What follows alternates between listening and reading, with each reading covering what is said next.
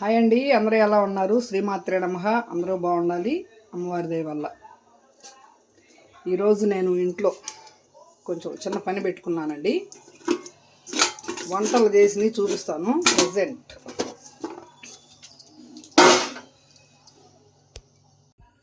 మాడుపు కారం అండి.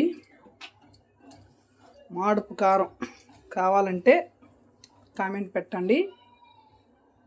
మీ ఎలా చేయాలో నేను ప్రిపరేషన్ వీడియో కూడా పెడతాను.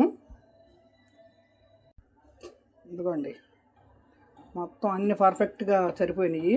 చిన్నులపాయలు, జీలకర్ర, మినప్పప్పు, ధనియాలు, కరివేపాకు, ఉప్పు, చింతపండు ఇవన్నీ వేసి వేయించి చేస్తాను. చాలామంది చేసుకుంటారులేండి. ఇడ్లీలోకి, దోశల్లోకి చాలా బాగుంటుంది. పండు మిరపకాయ గోంగూర పచ్చడికి ఆల్రెడీ పండు మిరపకాయ పచ్చడి పట్టి ఉంది. ఈ గోంగూర కూడా వీలు కుదిరితే వీడియో పెడతాను. పచ్చడి పెట్టినాకైనా పెట్టేటప్పుడైనా.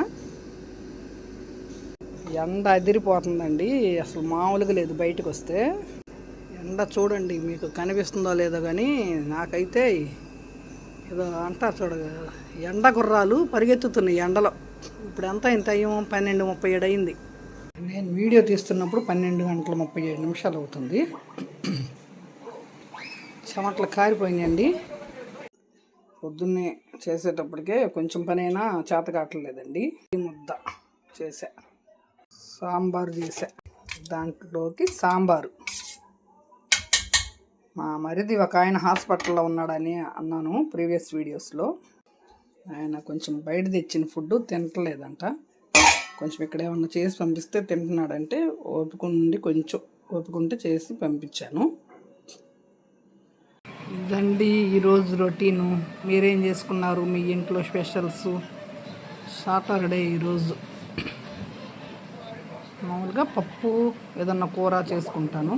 శనివారం వెంకటేశ్వర స్వామి కోసం కొంచెం నాకు వీలున్నంతలో పూజ చేసుకొని ఉపవాసం ఉంటాను.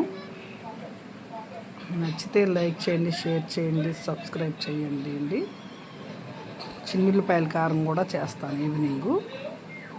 అంటే టిఫిన్స్లోకి చట్నీ ఏ కావాలంటే కొన్నిసార్లు చేయలేక ఈ కారపొడి చేసి పెట్టుకుంటున్నాను. ఫ్రెండ్స్ లైక్ చేయండి నచ్చితే.